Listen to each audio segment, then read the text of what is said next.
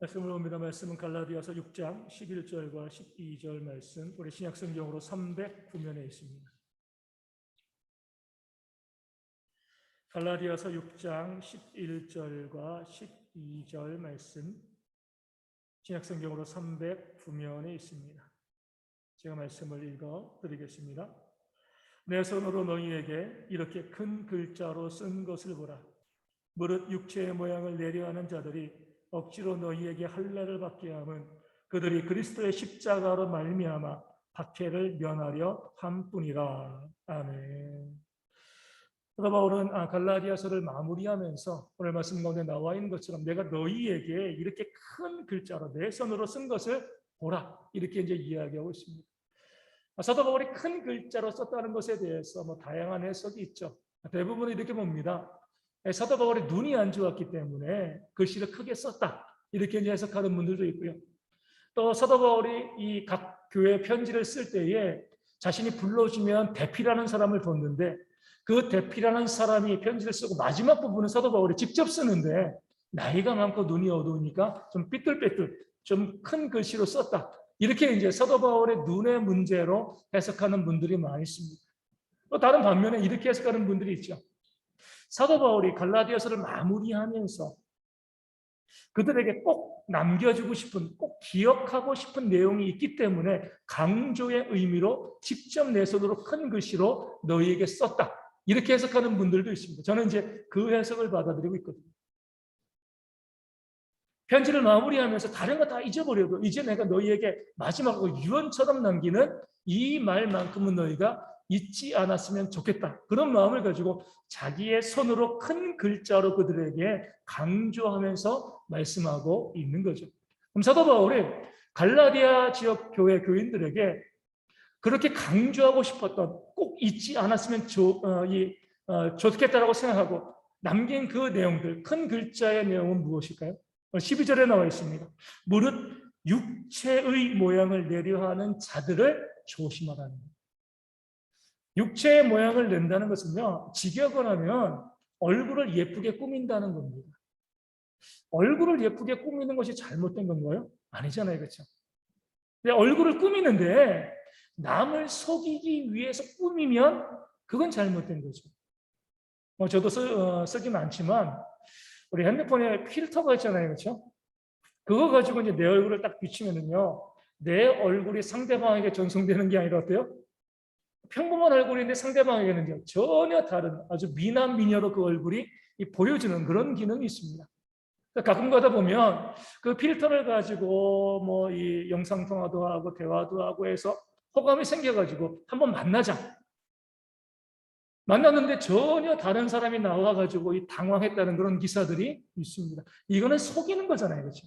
내 모습을 보여주는 것이 아니라 꾸미는 겁니다. 그런 의미에서 오늘 육체의 모양을 내려 한다는 것이 같은 의미가 되는 거예요. 남을 속이기 위해서 꾸미는, 속이는 그런 모습을 하는 자들을 너희가 주의하라, 이렇게 말씀하고 있습니다.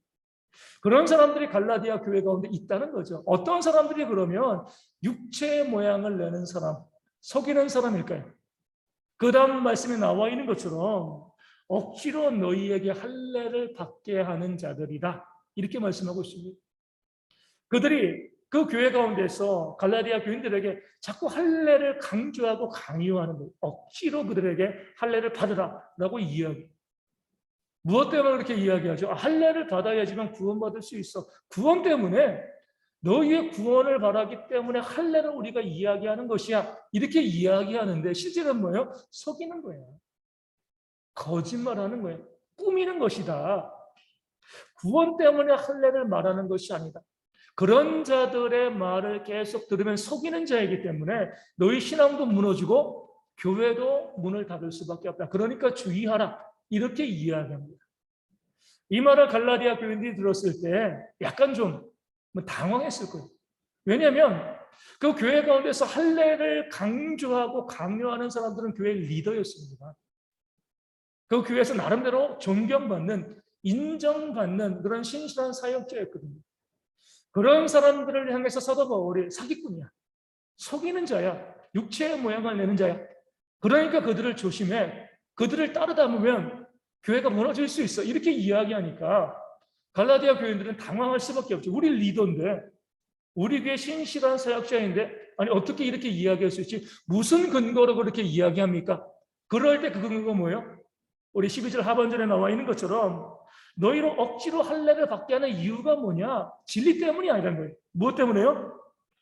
그리스도의 십자가로 말미암는 박해를 면하기 위해서이다. 얼굴을 꾸미고 필터로 보여주는 것은 할례 받아야지 구원받을 수 있어. 이게 진리야. 그러니까 진리를 추구하는 것처럼 보이지만 실제로 진짜 얼굴, 속에 있는 뒷모습은 뭐예요?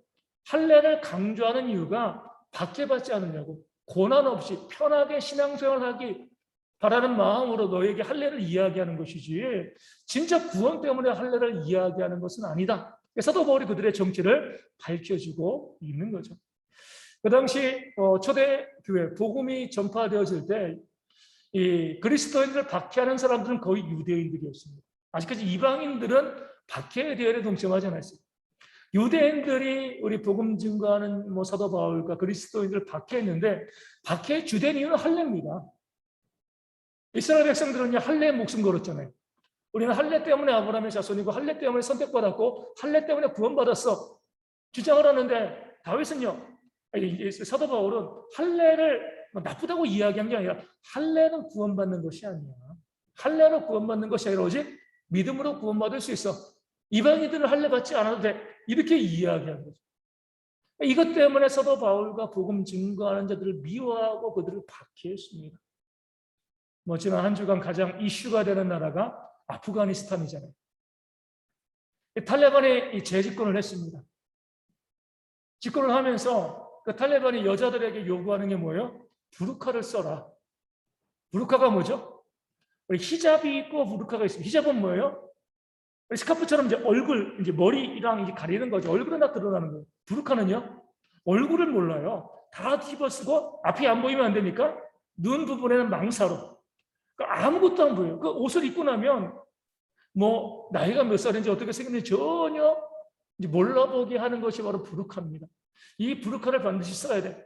실제로 사실인지 잘 모르겠지만 부르카를 쓰지 않고 길거리에 나갔다 총살당한 여자도 있었다. 그런 기사도 나왔습니다.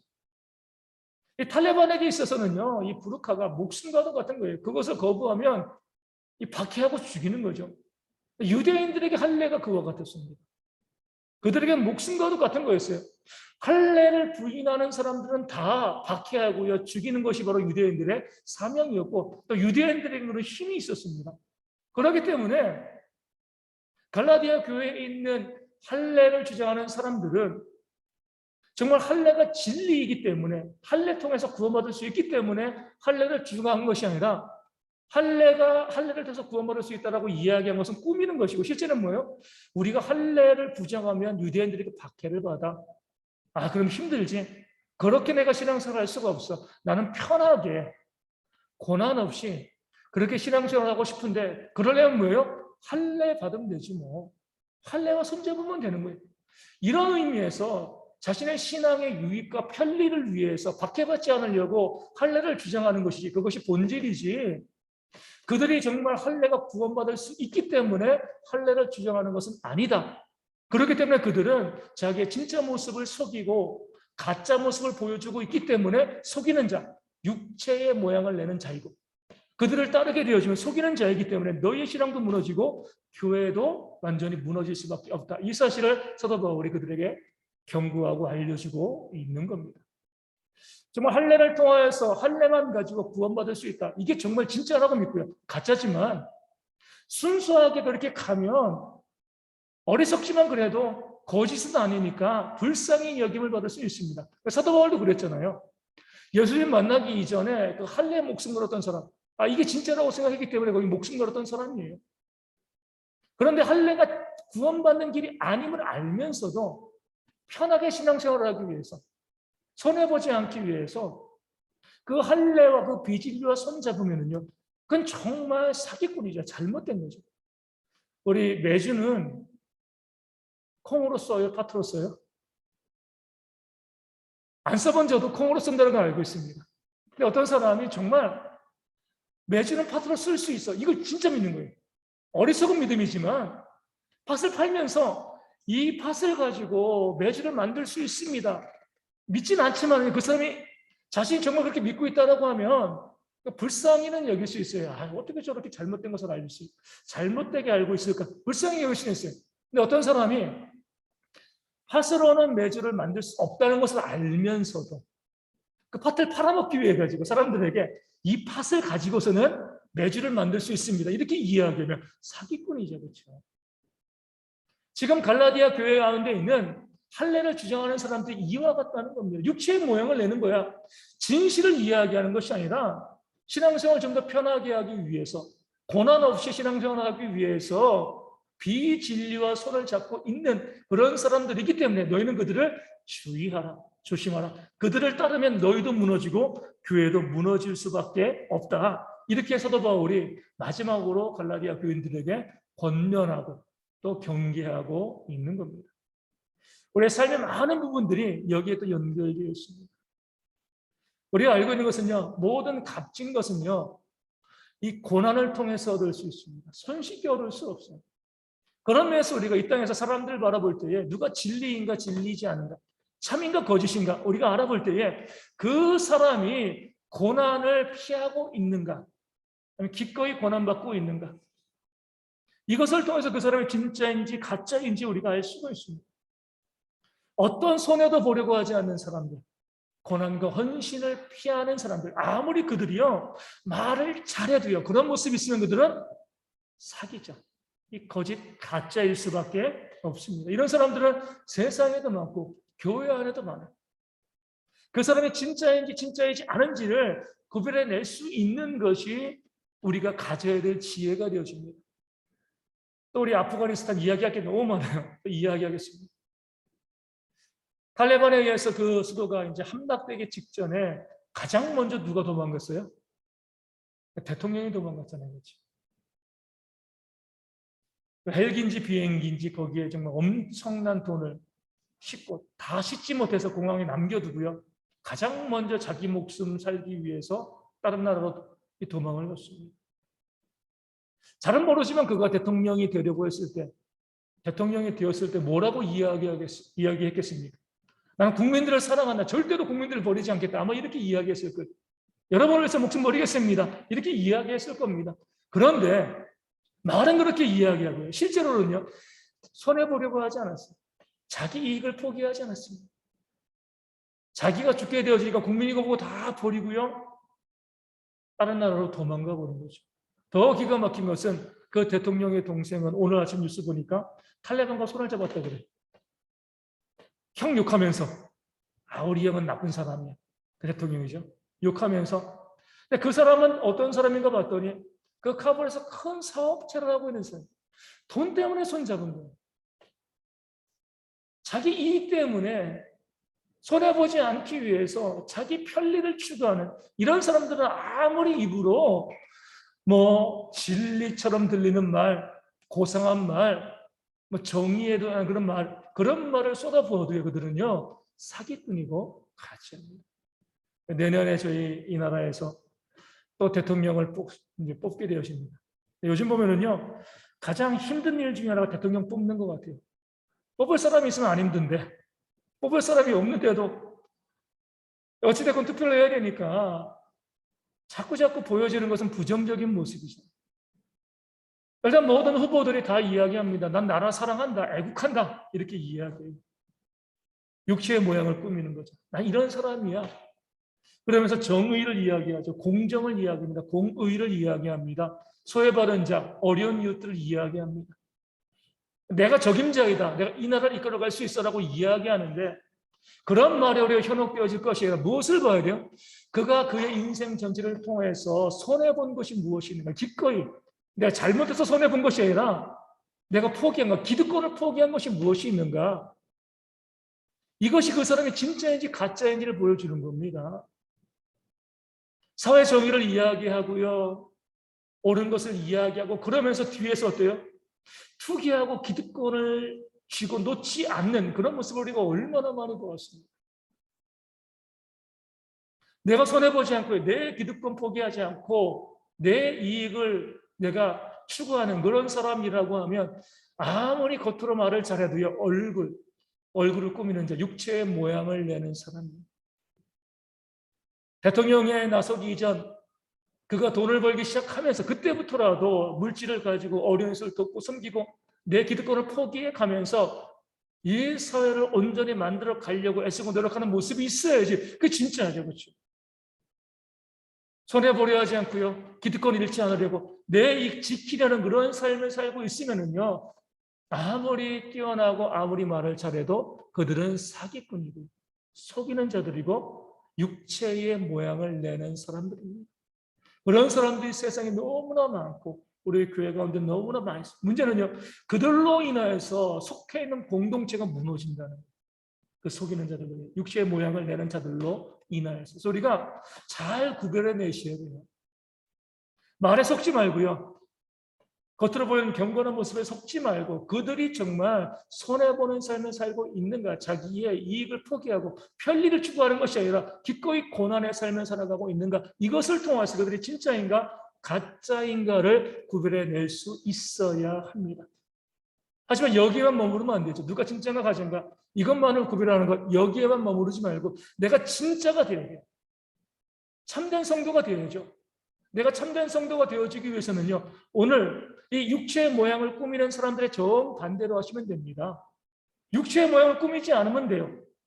그리스도의 십자가로 인해서 받는 고난을 기꺼이 받아들이시면 바로 그것이 우리가 참된 성도로 세상을 바꿔나가는 그런 사람이 되어지는 겁니다. 사도 바울은요, 결혼하지 않았잖아요. 하지만 영적인 아들, 이 디모데가 있었습니다.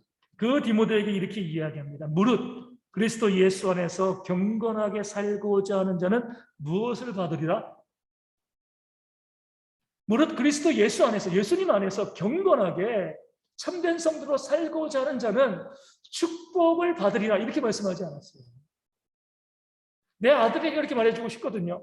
주님 안에서 경건하게 살면 축복을 받아.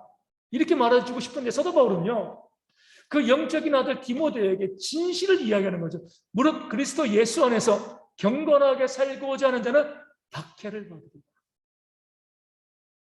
이게 하나님의 말씀이고 진리입니다. 주님 안에서 참된 성도로 살아가는 사람들은요, 그리스도의 십자가로 말미암는 고난을 받는 사람들이에요. 그 고난 없이요, 영광을 누리려고 하고요, 자기의 기득권과 이익을 지키고 손해보려고 하지 않는 사람들은요, 속이는 자이고 육체의 모양을 내는 사람들이시오. 우리 다들 그런 설교 좋아하잖아요. 예수님 믿으면 만사형통합니다. 부자 됩니다. 성공합니다. 얼마나 좋아요. 다 그랬으면 좋겠죠. 하지만 성경에 그렇게 나와 있지 않기 때문에 그것이 바로 육체의 모양을 내는 거예요. 듣기 싫지만, 그렇게 살고 싶지 않지만 성경에 말씀하고 있는 분은요, 그리스도의 십자가로 인한 고난을 직면하는 자, 피하지 않는 자가 참된 하나님의 백성이고, 우리가 참된 성도로 살아가려면 고난의 삶을 살아가야 된다는 것, 이것이 바로 성경의 진리입니다. 예수님께서는 뭐라고 말씀하시죠? 누구든지 나를 따라오려거든, 따라간다. 그 주님의 제자가 되는 거죠. 주님을 닮아가는 겁니다. 우리가 교인이고 그리스도인이 되어지는 거예요. 나를 따라오려거든 뭐라고요? 자기를 부인하고 자기 십자가를 지고 나를 따를 것이라 말씀하셨습니다. 내가 정말 그리스도인이다, 구원받았다, 내가 주님의 제자이다, 주님을 닮아가고자 한다, 주님의 모습, 이 땅 가운데 오신 주님의 모습을 봐야죠. 그 모습 그대로 닮아가면 되는 거예요.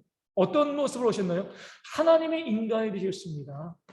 그 자체가 고난이죠. 인간이 하나님이 되는 건 영광이지만, 물론 그럴 수 없지만 하나님의 인간이 되는 것은 고난이에요. 그리고 이 땅 가운데 오셔서 그렇게 인간으로 오셔서 왕실에 누이신 것도 아니고요, 누일 곳이 없어가지고요, 짐승들의 먹이통 구유에 누이셨습니다. 얼마나 비참한 탄생과 시절.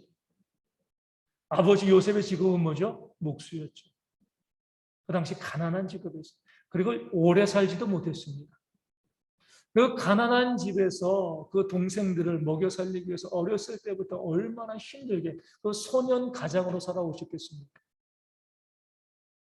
올해 30세에 우리 공생애를 시작하면서 유다의 권력층, 기득권자들에게 끊임없이 박해받고 핍박받는 그런 삶을 살았습니다. 머리 둘 곳조차 없다라고 주님을, 집이 없었어요. 소유가 없었습니다. 우리 주님. 주시면 먹고 안 주면 못 먹고 그런 삶을 주님이 살아가신 거죠. 그러다가 나중에 우리의 구원을 위해서 사람들에게 채찍질 당하시고요. 침뱉음 당하시고 주먹으로 맞고 십자가에 달려서 모든 물과 피를 다 쏟으시고 모든 공생의 사역을 마무리하셨습니다. 주님을 따라가는 우리가 주님의 이 공생의 사역 가운데 어떤 삶을 동참하고 있습니까? 우리 주님은 하나님이시고 우리 구원자인데 이 땅 가운데 오셔서 고난의 삶을 마다하지 않으셨는데 우리는요, 이 땅 가운데 주님을 따라간다라고 하면서 참된 성도로 살아간다고 하면서 혹시 육체의 모양을 내는 사람처럼 고난과 핍박보다는요, 그 박해를 면하고 내 유익과 내 만족을 위한 그런 삶을 꿈꾸고 있지 않습니까? 주님을 따라가는 게 아니죠. 정말 주님을 따라가는 것은요, 사도 바울이 디모데에게 이야기한 것처럼 박해를 직면하는, 박해를 피하지 않는 겁니다. 물론 박해와 고난을 좋아할 수는 없어요.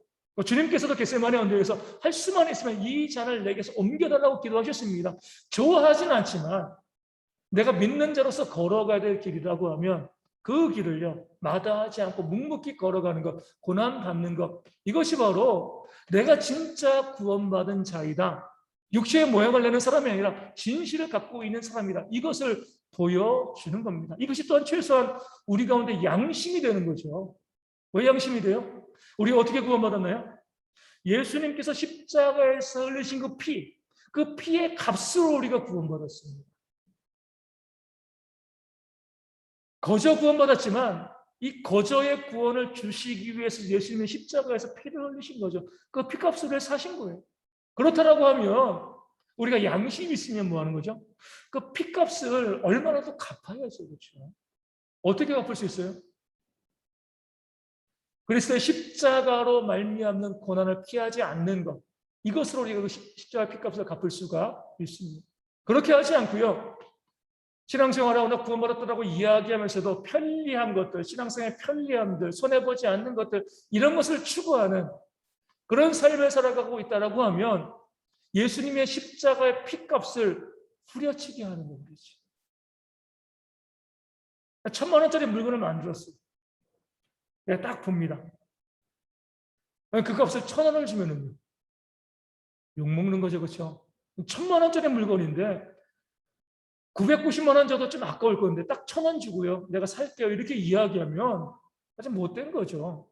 근데 우리가 이 땅 가운데 하나님 믿고 구원받은 백성으로 그 십자가 피값으로 우리가 살아간다라고 하면서 고난받지 않고요, 박해받지 아니하고 편리하게 나의 유익만을 추구하며 살아가는 것이 바로 십자가의 피값을 후려치는 겁니다.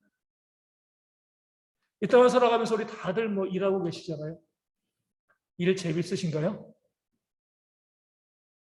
너무 재밌나요? 힘들죠, 그렇죠?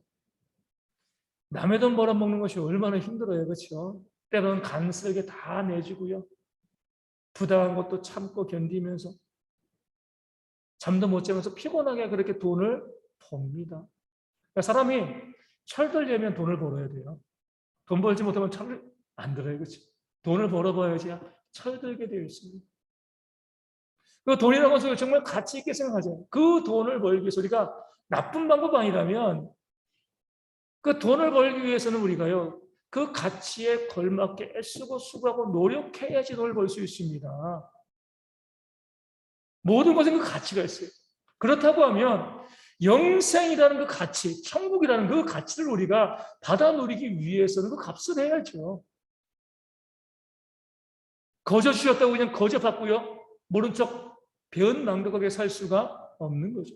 그런 면에서 우리가 정말 구원받은 성도, 구원의 가치를 알고 있는 사람이라고 하면, 양심이 있는 성도라고 하면은요, 내가 구원받은 자이기 때문에 그리스도의 십자가로 말미암는 박해와 고난을 힘들지만 묵묵히 직면해 나가는 그런 삶을 살아가야 할 줄로 믿습니다. 그럼 우리가 이 시대에 받아야 될 박해는 무엇일까요? 진정한 성도로서 주님을 따르는 자로서 우리가 받아야 될 박해는요, 옛날엔 뭐 신앙생활 한다고 매맞기도 하고 침뱉음 당하기도 하고요, 또 이제 목숨을 잃기도 했죠. 하지만 지금 이 시대는 우리나라에서는 그렇지 않거든요. 그러면서 우리가 이 시대에 내가 주님을 믿는 자로서 참된 성도로서 마땅히 받아야 될 그런 이 시대의 박해, 그리스도의 십자가로 말미암는 그런 박해는 무엇인가? 우리 주님이 말씀하신 것처럼 자기를 부인하고 자기 십자가를 지는 겁니다. 이 두 가지 박해가 우리 가운데 있어요. 이 시대 박해 중 첫 번째는요, 우리 자기를 부인하는 겁니다. 자기를 부인한다는 것은요, 아주 간단하게 보면 내가 만나는 모든 이웃의 관계에서 내가 그보다 아래 아닌 그를 높이고 나를 낮추는 거죠. 이게 나를 부인하는 거예요. 내가 누군데 이런 생각이 드는 순간 그리스도인이 아닙니다. 내가 어떤 사람인데 이런 마음이 드는 순간 그는요 육체의 모양을 내는 사람인 거죠. 우리 예수님께서는요 하늘의 본체, 그 근본 하나님의 본체이시지만 뭐예요?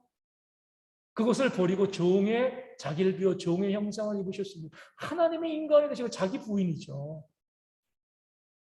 하나님이셔야 되는 거잖아요. 하나님으로서 마땅히 영광 받으시고요. 많은 사람의 높임을 받을 수 있음에도 불구하고요. 하나님의 인간이 되셨습니다. 이게 바로 자기 부인. 그 예수님께서 이렇게 말씀하시죠. 인자가 온 것은, 성육신 한 것은 섬김을 받으려 함이 아니라 도리어 섬기려 하고 자기 목숨을 많은 사람의 대속물로 주려 함이니라. 아멘. 주님께서는 하나님이시니까 마땅히 섬김을 받으셔야죠. 그렇죠? 그런데 주님께서는 내가 온 것은 마땅히 섬김을 받을지라지만 나를 부인하고 그런 존재를 부인하고요. 내가 너희를 섬기기 위해서 이 땅 가운데 왔다 말씀하십니다. 그 섬김의 모범으로 뭘 보여주신 거예요? 예수님의 제자들의 발을 씻겨주신 거죠. 이게 바로 자기 부인이에요. 우리가 살고 있는 세상에서는요. 이런 삶을 살아가면 바보라고 욕먹습니다. 나를 드러내고 나를 자랑하고 나 이런 사람이야. 다 그렇게 나를 돋보이고 꾸며서 허세를 부려서까지도 나를 보여주는 것이 이 세상인데 그런 세상 가운데서 철저히 나를 낮추고요. 내가 만나는 모든 사람들, 내 상대방 그 아래에 내가 앉아서 그를 섬기려고 하는 이 삶을 살아가는 것이 우리가 이 시대에 믿는 자로서 감당해야 될 박해가 되어지는 거예요. 남편과 아내 서로가 서로에게 서로 아래가 되려고 해요. 이게 바로 그리스도인입니다. 부부가 서로 높아지려고 내가 그 위에 서려고 하면 그리스도인이 아닙니다. 부모와 자녀도 마찬가지죠. 내가 부모니까 그거 아니죠. 부모니까 더 섬기고 내가 자녀니까 부모를 잘 효도하고 교회 모든 성도 간의 삶 가운데서도 목사니까 더 섬기고 이거죠. 목사니까 섬김받는 거예요. 목사니까 더 섬기고 내가 평신이니까 더 섬기고 내가 누군가를 만나도 그 상대방 아래에 기꺼이 들어가서 그의 종이 되려는 그런 마음, 자기를 부인하는 모습이 있어야지. 이게 힘들지만 이게 진짜 그리스도인이고 구원받은 하나님의 백성이 되어지는 거죠. 미국의 이 독립전쟁 시기 한 1700년대쯤 되나요? 그때 이제 거리에서 이 군인들이 함께 모여 있는 거예요. 군인들이 이제 지렛대를 가지고서 무거운 이제 물건을 이제 치우고 나르고 있는데 그 군인들의 이제 감독되는 하사가 이 부하들에게 막 소리 지르는 겁니다. 좀 제대로 일 좀 하라고, 빨리 하라고. 일이 진척이 안 되는 거예요. 한 이 신사가 지나가다가 그 하사에게 이야기합니다. 제가 봤을 때는 좀 도와주시면 금방 치울 수 있을 것 같은데요. 이렇게 이야기합니다. 그 이야기를 듣는 그 하사가 너무나 기분 나빠서 소리를 버럭 칩니다. 나는 하사란 말이다. 이렇게 이제 소리를 지르는 거예요.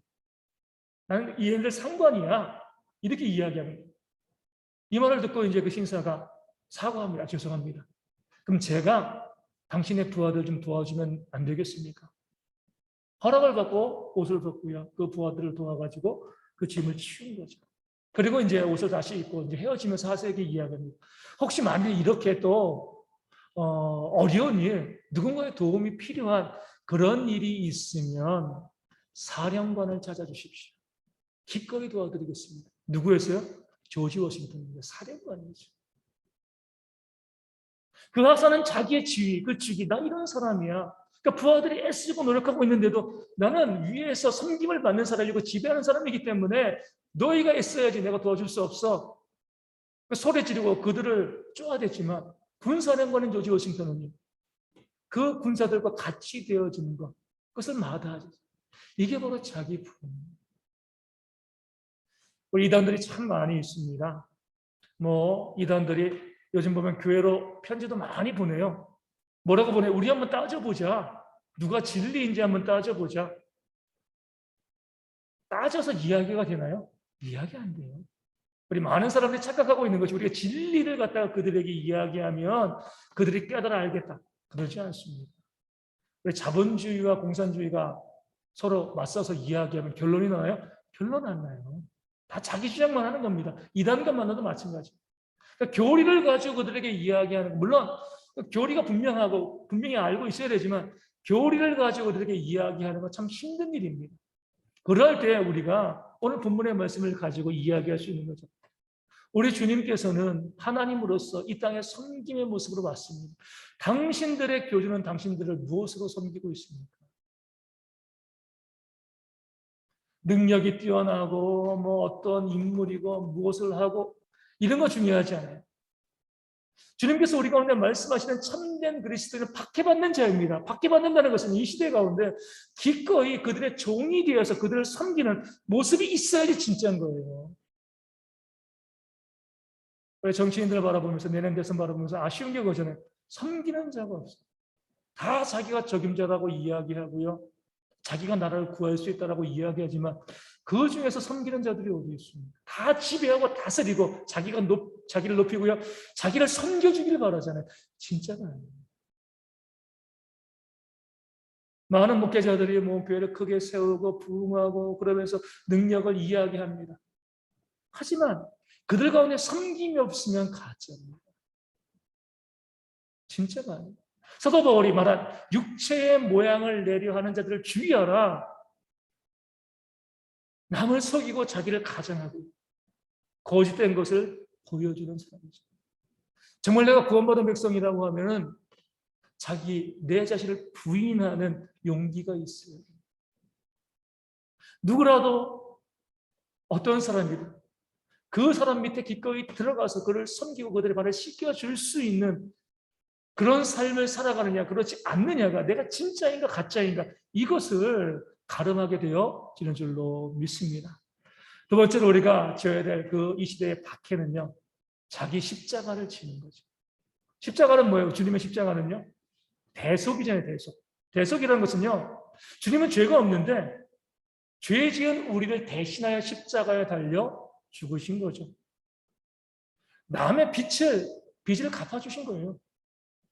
나는 빚이 없는데 빚이 있는 그 사람의 빚을 대신 갚아주는 것. 이것이 바로 대속 십자가입니다. 그런 면에서 자기 십자가를 진다는 건 뭐예요? 그 상대방의 문제를 내가 떠안아주는 겁니다. 그 상대방의 어려움을 내가 대신 해결해 주는 것. 그 상대방의 빚을 내가 대신 갚아주는 것, 탕감해 주는 것. 이게 바로 이 땅에서 자기 십자가를 지는 삶이죠. 고난이죠. 어려운 거죠. 내가 잘못한 게 없는데 내가 빚진 게 아닌데 왜 내가 다른 사람의 어려움을 내가 떠안고 그 짐을 떠안고 그 사람의 빚을 내가 대신 갚아줘야 돼. 주님께서 말씀하시잖아요. 너희가 아직 죄인 되고 원수 되었을 때, 그렇죠? 우리가 잘났을 때 우리의 십자가 지신 것이 아니라 우리가 죄인 되고 원수 되었을 때 그 받을 만한 자격이 하나도 없을 때 주님께서는요 우리를 위하여 십자가 지시고 우리를 구원하셨습니다. 이것이 바로 우리가 져야 될 십자가예요. 누군가를 도와주고 싶은데 그 빚을 내가 탕감해주고 싶은데 난 잘못한 게 없는데 이 따지는 순간 잘못된 길로 가는 거예요. 내가 탕감해 줄 수 있고요.